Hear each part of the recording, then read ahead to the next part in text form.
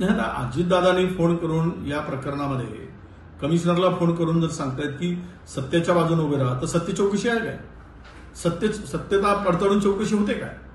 त्यांचे आमदार एकीकडे अजय तावरेंना वाचवण्याचा प्रयत्न करतायत, त्यांना डीन म्हणून नियुक्त करण्याची मागणी करतायत.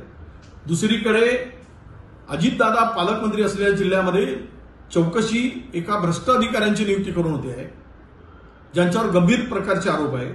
ब्लड प्लाझ्मा विकण्याचे आरोप आहेत शासनाच्या बिना परवानगीनं. आणि हे सुद्धा प्रश्न गंभीर असा आहे की यामध्ये सुद्धा रक्ताचे नमुने फेकले गेले, दुसरे नमुने जोडले गेले, रिपोर्टच बदलवला गेला.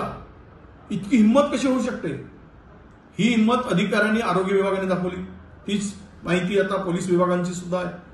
आणि पोलीस असेल, हेल्थ विभाग असेल, हे सगळ्यांच्या संगनमतामध्ये सुनील टिंगरे नावाच्या आमदारांची भूमिका काय याची नाही चौकशी यांनी करण्याची आवश्यकता आहे. अजितदादांनी जो फोन केला सत्यता तपासणीसाठी, तर मग ह्या संदर्भात सुद्धा चौकशी होण्याची आवश्यकता आहे. ही सगळी चौकशी पारदर्शी होण्यासाठी यावर एकच उपाय आहे, तो म्हणजे न्यायिक चौकशी. आणि मला वाटतं की या सगळ्यामध्ये सत्यता आणि वस्तुनिष्ठ बाहेर परिस्थिती येण्यासाठी, कारण आरोपी आणि आरोपीचं कुटुंब हे प्रचंड धनाढ्य आणि शक्तिशाली आहे. हे यामुळेच अनेकांना त्यांना मोठा आशीर्वाद आहे, त्यांना सपोर्ट आहे.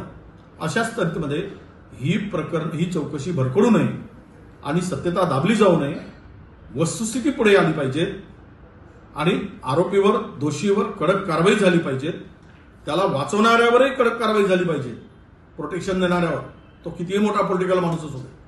यासाठी न्यायिक चौकशी होणे अपेक्षित आहे, ती करावी अशी आमची स्पष्ट मागणी आहे.